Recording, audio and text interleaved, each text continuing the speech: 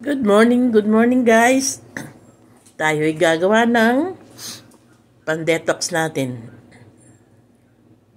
Early in the morning, yan, inumin natin empty stomach every day. If you have turmeric and lemon. Ayan po ang aking pan-detox ngayong araw na to, Monday. Okay? So, yan ang aking mga lemon. Ugasan natin maigi. Kung mayroon kayong lemon sa bahay, ganyan po ang gawin nyo. Squeeze nyo. Para hindi po masira. Ako, ganyan ang ginagawa ko. Bigay po lang ito sa amin. Kaya yan. Yan po. Squeeze natin sa aking pang-squeeze. Napakaganda po nito. In-order ko sa online.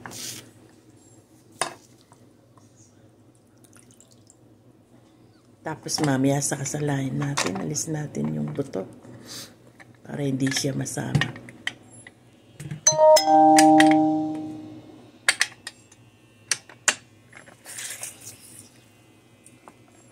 Malaking benefit po sa ating katawan yan, lalo na pan-cleansing at saka yung panlinis sa liver, sa kidney. Marami pong benefit yan na ibibigay sa atin. Anti-inflammatory, kung meron kayong arthritis, pampaganda ng cutis, or marami pa. Yan po ang aking turmeric. Hindi ako nawawalan ng turmeric sa bahay. Ihalo natin yung turmeric at saka lemon.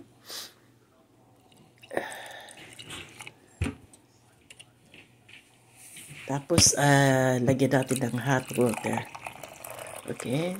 Yan po ang aking iinumin, walang kinain, empty stomach. Yan po.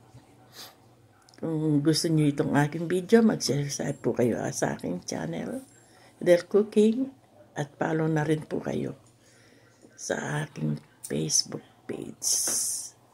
Ayan po. Maraming salamat po sa inyong panonood. God bless.